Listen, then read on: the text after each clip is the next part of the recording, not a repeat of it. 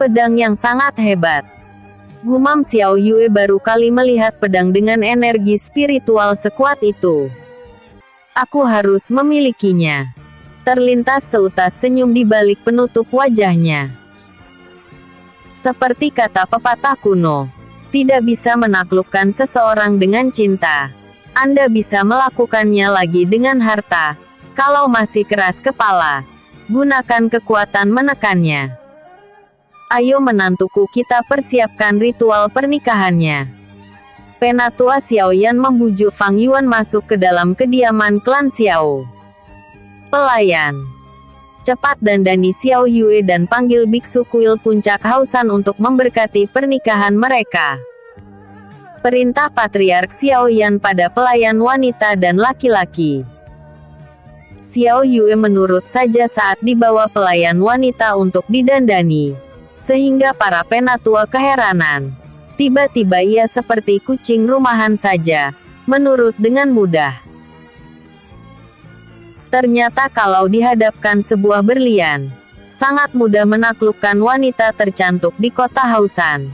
Bahkan dimanapun, kata penatua Xiao Chen atau sering dijuluki pendekar mabuk. Karena dimanapun ia berada, pasti ada sebotol arak yang menemaninya. Penatua lain langsung menatap tajam padanya. Karena mereka takut Xiao Yue tersinggung dan membatalkan niatnya menikahi Fang Yuan yang merupakan jalan menuju kejayaan untuk klan Xiao. Menyadari semua mata melotot padanya, tetua Xiao Chen tersenyum masam sembari mengacak-acak rambut putihnya. Asteris. Seorang rana alam roh dengan tergesa-gesa mendatangi patriark klan Guan. Dia adalah penatua Guan Han yang merupakan yang terkuat kedua di klan Guan. Saat ia mengunjungi kuil puncak Hausan, ia melihat seorang pelayan klan Xiao memanggil salah satu biksu, karena akan ada ritual pernikahan di klan Xiao. Patriark, seru penatua Guan Han mengganggu reuninya dengan Guan Yu yang sedang liburan akhir tahun. Karena sebentar lagi akan diadakan penerimaan murid baru Akademi Kekaisaran dan berbagai sekte di kota Hausan. Acara tersebut juga biasanya akan menjadi ajang pamer murid-murid klan yang telah diterima di Akademi Kekaisaran untuk menunjukkan pamor klan tersebut. Patriark Guan Cheng mendengus dingin dan menoleh ke arah penatua Guan Han yang tersenyum menatapnya. Ada apa, penatua? Kalau tidak penting, nanti saja beritahu. Aku sedang berdiskusi dengan putriku tentang metode kultivasi yang cocok untuk murid-murid klan Duan kita, sahut Patriark Duan Cheng. Saat aku di kuil puncak Hausan tadi, ada pelayan klan Xiao yang terburu-buru datang memanggil biksu untuk mengadakan ritual pernikahan. Sepertinya rumor yang beredar kalau murid jenius yang juga putri Patriark Xiaoyan telah bertunangan dengan salah satu klan dari luar Kekaisaran Wei adalah benar, kata penatua Guan Han, merasa ini momentum untuk mengolok-olok klan Xiao yang kini menjadi klan paling lemah di antara 5 klan yang menguasai kota Hausan. Seutas senyum tipis terpancar di wajah Guan Yu. Ia sudah mendengar kabar dari ayahnya kalau klan Xiao telah melahirkan jenius bela diri, walaupun ia masih lebih kuat. Namun, kecantikan Xiao Yue bisa menggeser posisi Guan Yu menjadi salah satu primadona di Akademi Kekaisaran dan ia juga takut pangeran ketujuh berpaling darinya atau menjadikan Xiao Yue menjadi selir kedua. Tentu itu akan berpengaruh pada klan Guan. Bisa saja nanti Xiao Yue membujuk sang pangeran untuk membantu klan Xiao bangkit kembali dan menggeser pengaruh mereka. Guan Yu tak mau itu terjadi. Makanya ia sangat senang saat mendengar Xiao Yue akan dinikahkan dengan seseorang dari luar Kekaisaran Wei. Ayah, kita harus memberitahu klan lain tentang kabar baik ini dan untuk pembahasan metode kultivasi itu, bisa kita bahas lain waktu. Sebaiknya kita memberikan hadiah kepada klan Xiao atas menikahnya putri sematang wayangnya, kata Guan Yu, sudah tak sabar segera ke sana. Apalagi ia juga ingin mempermalukan Xiao Long yang merupakan anak tertua patriark klan Xiao yang satu generasi dengannya. Namun, nasibnya tidak sebaiknya yang menjadi murid dalam. Sedangkan Xiao Long cuma murid luar Akademi Kekaisaran.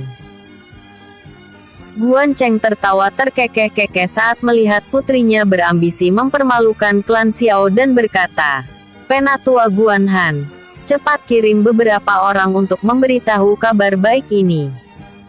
Guan Han tersenyum lebar. "Baik Patriark. Aku pastikan semua orang di kota Hausan mengetahui kabar gembira ini," katanya sembari meninggalkan ruangan itu. "Baiklah Yuer. Ayo kita ke sana," seru Guan Cheng membawa putrinya menuju kediaman klan Xiao. Asteris. Klan Xiao langsung mengetatkan penjagaan di kediaman mereka. Karena Patriark Xiao Yan berencana melakukan pernikahan secara diam-diam. Mengingat mahar yang diberikan oleh Fang Yuan sangat mahal dan bisa mengguncang semesta. Seorang pangeran saja tak akan sanggup memberikan mahar seperti yang dilakukan oleh Fang Yuan itu. "Putriku, Zhou Ruyan." Ibu Xiao Yue memeluknya. "Kamu sangat cantik, Nak. Apakah kamu benar-benar akan menikahinya?" "Bagaimana dengan Zhou King? Kabarnya ia telah menjadi murid dalam juga dan kini kultivasinya di ranah penempaan tubuh tahap Tian. Kau menyukainya, kan?" Zhou Ruyan merasa putrinya itu terpaksa menikah karena tekanan suaminya. "Aku mengatakan mencintainya saat masih kanak-kanak dan juga kami sudah lama tak bertemu. Mana bisa dikatakan aku mencintainya?" Xiao Yue menepis pendapat ibunya. "Cinta itu bisa dirajut, Bu. Bukankah ibu juga dinikahkan dengan ayah tanpa pernah bertemu sebelumnya? Satu lagi Bu, aku menginginkan pedang bulan itu untuk mengangkat martabat klan Xiao kembali." Xiao Yue mengepal tangannya. Xiao Yue masih mengingat Guan Yu mempermalukan kakaknya, Xiao Long saat acara penerimaan murid baru Akademi Kekaisaran. Kalau saja salah satu diaken yang datang tidak menghentikan pertandingan itu, maka Xiao Long bisa keluar dengan tubuh cacat saat itu. Zhou Ruyan mengetahui apa yang dipikirkan oleh putrinya itu. Mudah-mudahan Fang Yuan adalah pria yang baik dan bisa menjagamu ke depannya. Dia masih khawatir dengan perangai Fang Yuan yang tampak sombong itu dan malah mengekang Xiao Yue nanti. "Jangan khawatir ibu," bisik Xiao Yue makin erat memeluk Zhou Ruyan. Zhou Ruyan kemudian membawa Xiao Yue menuju tempat ritual pernikahan diadakan dan semua orang yang ada di ruangan itu takjub melihat kecantikan Xiao Yue. Bahkan murid-murid klan Xiao yang laki-laki langsung berfantasi liar dalam pikiran mereka. Laki-laki kaya dari klan Fang itu sungguh beruntung. Seorang sampah bisa mendapatkan Nona Yue yang merupakan jenius dari keluarga Xiao kita. Seorang murid laki-laki klan Xiao mengutuk Fang Yuan. "Betul. Seandainya aku berasal dari klan besar dan menggantikan posisinya," sahut yang lain. "Jangan bermimpi terlalu jauh," sela murid wanita yang terganggu dengan pembicaraan mereka. "Seandainya aku menggantikan posisi Nona Yue dan mendapatkan pil Duan Zhao serta senjata roh kelas surga." Dia juga ikut-ikutan berhayal membuat murid-murid yang ditegurnya tadi mengutuknya. "Akhirnya, aku memiliki istri dan ada yang memasakkan makanan." Fang Yuan bergumam senang. "Selamat tinggal masakan hambar dan akan ada yang memijitku setelah selesai latihan fisik." Ternyata itulah tujuan sebenarnya Fang Yuan ingin menikah. Di rumahnya yang lama kakeknya yang selalu memasak makanan dan setelah kakeknya meninggal, ia tak pernah lagi makan makanan enak lagi. Ritual pernikahan Fang Yuan dan Xiao Yue berjalan dengan lancar. Patriark Xiao Yan dan para penatua sangat senang. Hingga akhirnya tiba-tiba tamu tak diundang muncul di halaman kediaman klan Xiao. Patriark Guan Cheng dan putrinya Guan Yu datang. Seru murid klan Xiao yang berjaga di gerbang masuk. Apa? Patriark Xiao Yan terkejut. Kenapa kabar ini bisa terdengar oleh mereka? Dia sangat panik dan mengirim pesan suara telepati pada Fang Yuan agar tidak menunjukkan maharnya saat ini, karena takut Patriark Guan Cheng merebutnya. Fang Yuan tersenyum.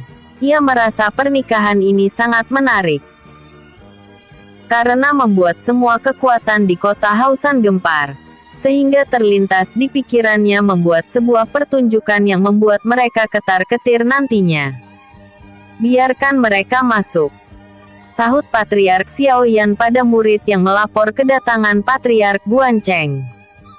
Cih, kenapa bisa kacau begini? Wajah Patriark Xiao Yan cemas. Patriark Guan Cheng dan Guan Yu memasuki kediaman klan Xiao dengan seringai tipis di wajahnya. Begitu juga dengan Guan Yu. Yue, cepat berikan rumput pagi pada Nona Xiao Yue, katanya dengan suara lantang agar terdengar oleh seluruh anggota klan Xiao. Maaf Patriark Xiao Yan. Hadiah yang kami berikan terlalu sedikit, karena kami baru saja mengetahui tentang pernikahannya, sehingga kami datang dengan tergesa-gesa. Apa Patriark Guan Cheng mengatakan itu terlalu sedikit? Padahal harga itu mencapai 100 keping emas dan sangat cocok untuk budidaya kultivasi dengan roh bela diri bertipe S. Anggota klan Xiao berbisik-bisik terkejut. Hadiah pemberian Patriark Guan Cheng sebenarnya sangat mahal. Klan Xiao yang hanya memiliki pendapatan 100.000 keping emas setahun itu akan berpikir dua kali untuk membeli rumput pagi itu, mengingat masih banyak kebutuhan dasar yang harus diutamakan. Patriark Xiao Yan saja cuma bergaji 100 keping emas sebulan, sedang Penatua digaji 75 keping emas. Untuk murid-murid klan Xiao diberikan bekal 1 keping emas dan 5 keping emas bagi yang belajar di akademi kekaisaran atau sekte lainnya. Guan Cheng sangat bangga melihat seluruh anggota klan Xiao terkejut. Guan Yu menghampiri Xiao Yue dan memberikan rumput pagi padanya. Namun, ia terkejut kenapa suami Xiao Yue malah mengenakan penutup wajah dan bertopi caping bambu. Kalian berdua sangat serasi Nona Yue dan... Dia menatap Fang Yuan. Namun, Fang Yuan diam saja seolah-olah tak mendengar ucapannya. Sehingga Guan Yu kembali tersenyum mengira Fang Yuan tuli. Fang Yuan. Sela Xiao Yue sangat malu. Wajahnya memerah. Sikap Fang Yuan malah mempermalukan harga diri klan Xiao di mata klan Guan. Ia ingin marah. Namun, itu percuma saja. Sehingga hanya terdengar helaan nafas panjang darinya. Dari klan Fang. Guan Yu mencoba mengingat-ingat nama tersebut. Tetapi ia merasa tak ada klan besar yang bernama klan Fang. Karena di perpustakaan Akademi Kekaisaran tercatat seluruh klan besar di dunia ini. Nama yang asing. Ujarnya meninggalkan kedua pengantin dan menghampiri ayahnya. Klan Wu datang. Klan Jing juga datang. Klan Li datang. Alis mata Patriark Xiao Yan mengkerut. Ia merasa aneh kenapa seluruh klan di kota Hausan mengetahui pernikahan dadakan ini. Apa jangan-jangan ada anggota klan Xiao yang sengaja menyebarkannya? Patriark Xiao Yan sangat pusing dan dengan senyum masam menyambut kedatangan Patriark ketiga klan itu. Saudara Yan, kenapa Anda tidak mengundang kami?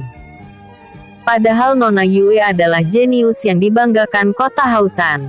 Seharusnya pernikahannya dilaksanakan dengan meriah, kata Wu Tianji dengan seringai lebar. Ah, benar. Nah, terpaksalah kami cuma membawa hadiah kecil saja. Sahut Li Ning memberikan 100 pil penempaan tubuh. Ah, aku cuma mengambil ini dari gudang penyimpanan kami. Kuharap Patriark Xiaoyan menerimanya, kata Jingzhou menyerahkan pedang tipis dan panjang, senjata roh kelas kuning dengan bangga. Karena murid-murid klan manapun di kota Hausan jarang memakai senjata roh kelas kuning, kecuali para jenius mereka, seperti Guan Yu. Kami sangat senang menerima hadiah yang kalian berikan. Sungguh sulit bagi klan Xiao membalas dengan hadiah setimpal. Bagaimana kalau para patriark ikut jamuan makan kami? Kata Xiaoyan dengan senyum masam.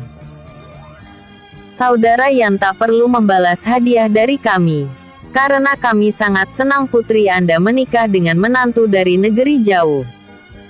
Apakah tingkat kultivasi menantu kita itu?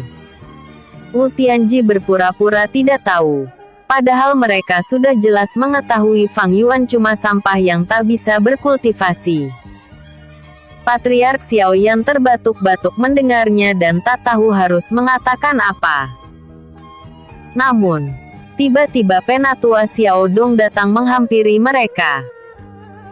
Ayo semua silahkan duduk, karena sebentar lagi mempelai pria akan menyerahkan mahar pernikahannya, kata Penatua Xiao Dong menyelamatkan wajah Patriark Xiaoyan dari rencana Wu Tianji yang akan mempermalukannya. Wah, aku penasaran. Hadiah apa yang akan diberikan oleh Fang Yuan ini? Kata Guan Cheng melirik Patriark Xiaoyan, karena yakin sampah dari klan lain tak mungkin memiliki harta yang banyak. Palingan klan Fang bersyukur anak ini pergi meninggalkan mereka. Aku juga hahaha. Li Ning tertawa terkekeh-kekeh. Fang Yuan memperhatikan wajah-wajah yang mirip dengan kelakuan tetua di klan Fang itu. Sungguh bermuka dua sekali. Jantung Xiao Yue bergetar hebat dan tak sabar menerima pedang bulan. Dia ingin melihat bagaimana reaksi mereka setelah ia memamerkan senjata roh kelas surga itu. Namun, ia tersenyum masam saat Fang Yuan malah memberikan pil Duan Zhao padanya. Kenapa malah pil aneh ini? Keluh Xiao Yue yang tak tahu kegunaan pil tersebut. Patriark klan Guan, Wu, Li dan Jing terbelalak melihatnya. Timbul niat jahat dalam hati mereka untuk merebutnya. Namun, dalam situasi ini tak mungkin dilakukan secara terang-terangan. Aku akan merebutnya nanti malam, gumam keempat patriark dengan seringai tipis di wajah mereka. Sedangkan Patriark Xiaoyan juga membelalakkan mata. Kenapa menantu bodohnya itu malah sengaja memamerkan harta berharga itu? Habislah sudah. Keempat rubah licik ini pasti berniat buruk. Aku harus menyembunyikan Xiao Yue dan menantu bodoh ini keluar kota hingga Xiao Yue selesai menyerap energi spiritual pil Duan Zhao itu. Patriark Xiaoyan bergumam dalam pikirannya. Kenapa bengong saja? Cepat telan pil Duan Zhao itu. Seru Fang Yuan membuyarkan lamunan Xiao Yue. Kenapa sekarang? Bisiknya heran. Lihatlah wajah-wajah licik tua bangka itu. Kalau tak kau serap sekarang, maka mereka akan merebutnya dan kesempatanmu naik ke ranah penempaan tubuh tahap Tian akan pupus. Sahut Fang Yuan dengan ekspresi datar. Ranah penempaan tubuh tahap Tian. Xiao Yue terkejut dan secara tidak sengaja berteriak sehingga terdengar oleh Guan Yu yang juga tidak tahu dengan khasiat pil Duan Zhao. Guan Yu menoleh ke ayahnya dan bertanya, apakah itu benar ayah? Dan Guan Cheng langsung mengangguk setuju. Kalau aku mendapatkan pil Duan Zhao itu, maka aku akan menerobos ke ranah alam langit. Gumamnya ingin merebut pil Duan Zhao itu dari tangan Xiao Yue. Tenang saja Yuer. Ayah akan merebut pil Duan Zhao itu untukmu. Guan Cheng mengirim suara telepati pada Guan Yu yang senang mendengarnya. Namun, harapan keempat patriark segera pupus. Karena Xiao Yue tiba-tiba membuka tutup botolnya dan energi spiritual yang sangat murni menyebar ke seluruh ruangan. sehingga murid-murid yang sudah berada di puncak ranah penempaan tubuh tahap Huang segera menerobos ke ranah penempaan tubuh tahap Xuan. Patriark Xiaoyan dan keempat patriark klan lainnya tercengang melihat beberapa murid duduk bersila, karena telah melakukan penerobosan. Patriark Xiaoyan tak bisa menahan tawa lagi. Ia langsung terkekeh-kekeh yang diikuti oleh penatua klan Xiao lainnya juga. Kecuali keempat patriark yang berwajah masam, karena rencana mereka gagal terlaksana. Akibat Xiao Yue langsung menelan pil Duan Zhao itu dan melakukan kultivasi saat itu juga. Efek pil Duan Zhao. Xiao Yue merasakan energi spiritual kuat meluap dalam tubuhnya, sehingga ruangan acara pernikahan itu tiba-tiba berhawa dingin. Apa yang terjadi? Apakah Nona Yue akan baik-baik saja? Patriark Xiaoyan juga kebingungan. Ia memang tahu khasiat pil Duan Zhao dapat meningkatkan kultivasi orang yang meminumnya satu tingkat. Namun, ia tidak tahu apakah ada efek sampingnya, mengingat pil Duan Zhao sangat langka. Sepertinya ia tak mampu menyerap energi spiritual yang sangat besar dari pil Duan Zhao. Aku takut nanti meridiannya akan rusak dan bernasib sama dengan menantu dengan dantian cacat itu, kata Patriark Guan Cheng dengan seutas senyum tipis di wajahnya. Dapat merusak meridiannya. Patriark Jingzhou terkejut mendengarnya. Untung saja Xiao Yue langsung menyerapnya. Entah apa yang terjadi bila anakku yang masih ranah penempaan tubuh tahap Xuan itu yang meminum pil Duan Zhao itu. Mungkin tubuhnya akan meledak. Gumam Patriark Jingzhou ikutan senang melihat energi spiritual Xiao Yue meluap-luap tak terkendali. Ada apa ini? Kenapa aku tak sanggup menyerap energi spiritual ini? Gumam Xiao Yue panik. Hanya sedikit energi spiritual itu mengalir ke dantiannya. Tenangkan dirimu istriku, kata Fang Yuan. Tahu Xiao Yue sedang panik. Jangan khawatirkan energi spiritual yang meluap-luap itu. Fokus saja mengalirkan energi spiritual yang tersisa dari seluruh titik meridianmu menuju dantian dan setelah selesai, lakukan kultivasi seperti biasa, menyerap ki dari sekitarmu. Maka energi spiritual yang bocor tadi akan ikut terserap kembali. Setelah itu, tergantung keberuntungan apa yang akan diberikan surga untukmu. Fang Yuan memberikan penjelasan singkat tata cara menyerap energi spiritual dari pil Duan Zhao itu. Patriark Xiaoyan yang awalnya panik, kini tersenyum lebar karena mendengar penjelasan Fang Yuan. Ternyata menantuku ini tidak bodoh. Gumam Patriark Xiaoyan sembari mengelus-elus jenggot putihnya. Fang Yuan berdiri dari tempat duduknya dan berkata pada Patriark Xiaoyan, istriku akan berkultivasi dengan lancar Patriark Yan. Mungkin butuh waktu agak lama. Aku bosan berdiam diri di sini. Aku akan pergi jalan-jalan keliling kota Hausan saja. Patriark Xiaoyan melirik anak tertuanya, Xiao Long. Kamu bisa pergi bersama kakak iparmu saja, katanya dengan senyum lebar. Long bawa adik iparmu ini. Jaga dia baik-baik. Jangan sampai ada yang melukainya. Ingat itu. Xiao Long tersenyum masam. Kenapa ia harus menjadi bodyguard adik ipar sampah itu? Ayo adik ipar. Aku akan mengajakmu keliling kota Hausan, kata Xiao Long dan tiba-tiba ia mendapat ide untuk mengerjai Fang Yuan dengan membawanya ke restoran termahal di kota Hausan yang harganya bisa menghabiskan jatah uang saku bulanan murid-murid klan Xiao. Tunggu, seru Patriark Xiaoyan menghentikan langkah keduanya. Ini ambil jatah bulananmu. Karena kau kini sudah menjadi bagian keluarga Xiao kami dan saat kau nanti memasuki Akademi Kekaisaran, maka kamu akan mendapatkan 5 keping emas. Fang Yuan menerima 1 keping emas. Terima kasih Patriark, sahut Fang Yuan menangkupkan tinjunya untuk menunjukkan rasa hormat. Fang Yuan tidak terkejut menerima jatah 1 keping emas. Karena saat di klan Fang ia juga menerima 1 keping emas dan 500 keping perak sebulan. 1 keping emas sendiri setara dengan 1000 keping perak. Sebenarnya ia juga masih memiliki sisa emas pemberian Patriark klan Fang sebesar 4.900 keping emas. Tetapi ia tidak mengungkapkannya. Karena itu adalah jumlah yang sangat besar. Takutnya malah mengundang niat mencuri dari beberapa orang rakus. Selamat Patriark Xiaoyan. Acara pernikahan ini berjalan lancar. Kami juga akan undur diri. Mengingat masih banyak pekerjaan yang harus dilakukan dan sebentar lagi juga akan diadakan acara penerimaan murid baru Akademi Kekaisaran dan beberapa sekte lainnya yang tahun ini akan diadakan serentak.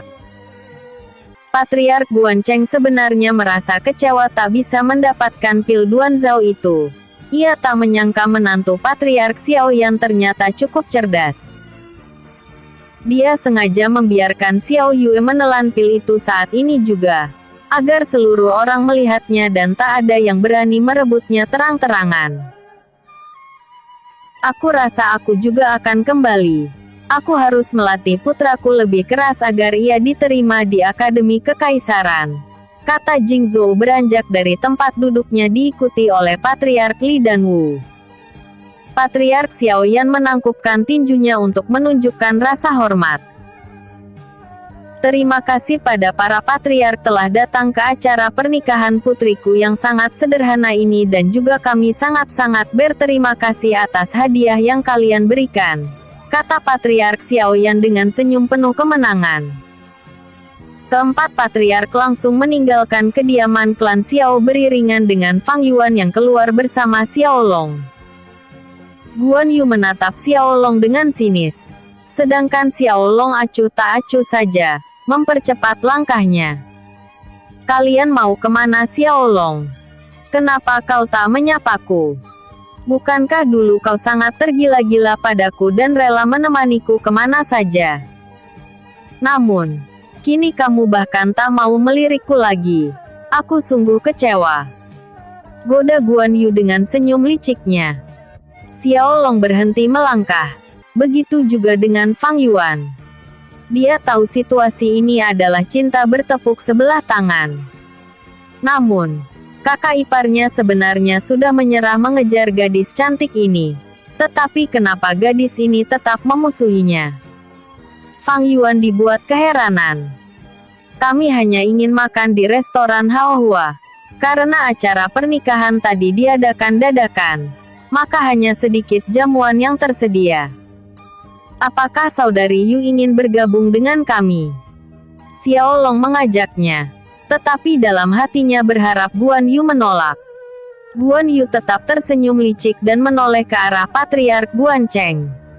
Ayah, kami akan makan siang di restoran Haohua dengan mereka. Mungkin aku akan mengakrabkan diri dengan saudara Fang Yuan. Mana tahu di masa depan kita bisa menjadi teman baik. Terserah kamu saja. Yang penting jangan lama-lama. Karena kamu juga harus melatih murid-murid klan kita nanti, sahut Patriark Guan Yu. Guan Yu berlari kecil menghampiri Fang Yuan dan menatap wajahnya dengan jarak yang sangat dekat, sehingga Xiao Long risih melihatnya. Kau sudah bertunangan dengan pangeran ketujuh dan adik iparku juga sudah menikah. Jadi, tolong jaga jarak kalian agar tak menimbulkan fitnah ke depannya. Xiao Long menegur Guan Yu. Guan Yu menghela nafas panjang dan berkata, aku hanya penasaran, seperti apa wajah adik iparmu? Hei, kenapa kamu tidak melepas penutup wajah itu dan apakah kostum seperti ini sedang ngetren di klan Fang? Guan Yu belak-belakan menunjukkan rasa penasarannya. Detak jantung Fang Yuan sebenarnya berdebar hebat saat tubuh Guan Yu hampir menempel di tubuhnya. Matanya melotot menatap belahan bukit kembar Guan Yu. Untungnya ia mengenakan topi caping bambu, sehingga Guan Yu tidak menyadarinya. Wajahku biasa-biasa saja dan kostum seperti ini adalah ciri khas klan Fang dan kami hanya menunjukkan wajah kami kepada istri. Sedangkan untuk membedakan antara satu sama lain, ya, dengan suara kami tentunya. Fang Yuan berkilah. Sedangkan Guan Yu belum puas dengan jawabannya. Namun, ia belum memiliki topik lain menyelidiki Fang Yuan. Jangan lupa bos kue. Episode sebelumnya. Ritual pernikahan Fang Yuan dan Xiao Yue. Episode berikutnya. Li